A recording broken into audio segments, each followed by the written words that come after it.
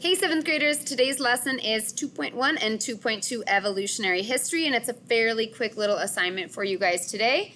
We're starting chapter 2, and all of chapter 1 we talked a lot about, what structures do organisms share, and we call those share structures or homologous structures, and how can they kind of help us decide, these two descendant species have a common ancestor, and this is what we would expect to see in our common ancestor. Okay, in 2.2, we're going to start kind of looking at what are some differences we might have in these structures and how might environment play into that. So your learning target for today, I can differentiate between structures of organisms, and I can use an organism's environment to help describe why they may have different structures than other organisms. So if we're looking at two homologous structures that maybe look slightly different in two organisms, okay, why might that be? Okay, what's different about them and why might that be? Okay, we've already kind of done an activity similar to this when we talked about the human's arm and the cat's arm. You guys talked about all the things they had in common, but then you guys were supposed to find two differences in those front limb of the cat and the arm of the human. Okay, so today let's add to our notebook. You guys should add common ancestor, which I should have actually had you guys add a couple lessons ago, and you guys may already see that in the future. Okay, and add speciation to your vocab. So as you guys already know, a common ancestor population is an older population from which two or more newer species descended. So you guys kind of took a look at that, those imaginary fossils, and you guys did a modeling tool where you guys looked at, all right, this is the common ancestor with species A, species B, and species C were the descendant population, and what did they have in common as far as the descendants, and how can we use that to kind of decide what our common ancestor looked like. Okay, speciation is the process by which one population evolves into two or more different species. So we're going to learn a little bit about speciation, especially in the next lesson when we read some articles. Okay, let's take a look at old Mr. Gorilla and old Mr. European Mole here. So Western gorillas, not granolas, and European moles are very different species that live in different environments. Look at their hands and think about what these organisms need to do each day to survive, then answer the questions below. So think a little bit about their environment and how they survive in that environment. So this is what a skeletal structure of a gorilla's hands look like, and this is that of a European mole. Okay, describe the shape of the Western gorilla's hands and describe the shape of the European mole's hands. Okay, remember when you guys do descriptions or observations about an organism, you guys should be able to identify which organism you're talking about. Okay, and then why do you think the Western gorilla's hands are shaped the way they are? What does the Western gorilla use its hands to do? And why do you think the European mole's hands are shaped the way they are? What does the European mole use its hands to do? Okay, so take a second if you need, pause this video, complete the warm-up and your activity 1 notebook. And when you are ready, come back to this video and we will move on. All right, next little part is a little card sort, and you guys won't actually have the cards in front of you. You guys will just have these images, which are just the same. Okay, first thing you guys are going to look at is the front limb of 3 organisms. So here we have the front limb of a direwolf. It's a descendant or a common ancestor for the wolves we see now, a little bit different than what we see now, and you guys will get to read about those here in a second. So record your observations about the front limb of the direwolf. Remember when you are doing your observations, again, I should be able to tell which organism you guys are going to look at. We're going to look at 3 different organisms here. The direwolf, the fruit bat, which maybe you guys want to check out before you do your observations, okay, and the Titanotylipis. Okay, so we looked at this at the very, I think, 1.2. Okay, so what are some observations to kind of help you guys distinguish for the direwolf? Okay, record your observations about the front limb of the fruit bat. Again, that should help us distinguish between the other 2 organisms.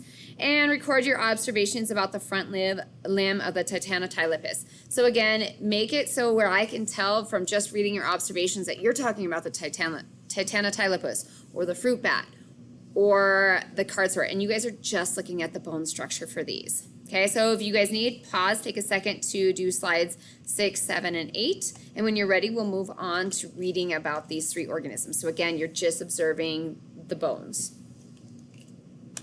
All right, so moving on, let's read a little bit about each of these. Read about each species on the cards provided so below. For each species, record information about its environment and how that population survived. This might help you explain why the bones for each of these species are shaped the way they are. Okay, so here's a little information on the direwolf. The direwolf is an ancient species that went extinct approximately 10,000 years ago.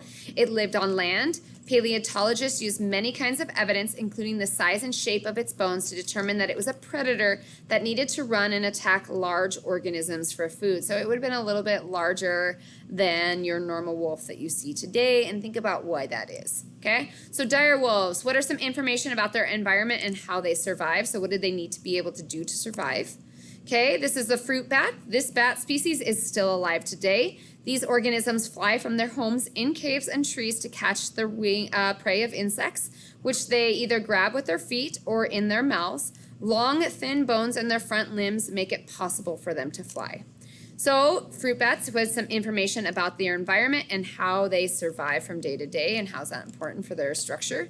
And then the Titanotylipis, this plant-eating animal was a type of giant camel, almost 3.5 meters tall. So take 3-meter sticks, stack them end to end, and then throw another half of one on there. Okay, the oldest fossil is about 10 million years ago. Titanotylipis went extinct about 300,000 years ago. It walked on 4 legs on land and can store fat in its humps, similar to our camels nowadays. Titanotylipis often had to walk long distances in search of food. Its environment varied but could include rocks, mountains, and flat grassy areas. This animal's feet were a lot like the feet of the camels that are alive today. So what do we know about their environment and how they survived? So once you guys have kind of completed that, I want you guys to answer this question. What might explain differences in shape for the bones of the front limbs of these 3 animals? A little typo there. Okay, so look at those and explain why they might be a little different based on their environment. If you guys need a second, pause, go ahead and finish your card sort, and then we'll move on to activity 4, which is the simulation. Okay, so for this, you guys will need to open the sim, and then for there, you guys will go into mammal mode, so choose mammals. Okay, load mammals mode, yes. Okay, and then find the Cuchicitus and saber-toothed cat in the fossils collection and open their study windows. So once you guys get in here, you guys will find the Cuchicitus, and you guys will open the saber-toothed cat mode, so we can look at both of these at the same time. So if we click study on both of those. Okay, use the text descriptions as well as the images in the structures tab to answer the questions below. So we should be able to compare their structures for all 3 of these and their appearance and where we might find them. So a little bit of information about them. So from there, answer these questions. Investigate all the shared structures you can find. Hint, you can look at the highlighted structures 1 through 5, as well as anything that's unhighlighted, so you don't necessarily have to look at the colored structures. Find one shared structure that is very different between the 2 species. What structure did you find? So go ahead and do a good description of those. Okay, what's different about those organisms, whether it's a colored structure or not a colored structure. Okay, next question. Describe the differences in this shared structure, so tell me a little bit about them. And then read the text for both species to learn about the environments that each of them lived in. Thinking about the environments of the 2 species, why do you think this bone structure was different? So kind of relate their environment to this. Okay, when you guys are all done with that, go ahead and do your wrap up. Do you have any questions, yes or no? And if you do, type them below. And then you're good. Make sure it saves before you guys hand it in. And I hope you guys have a great day.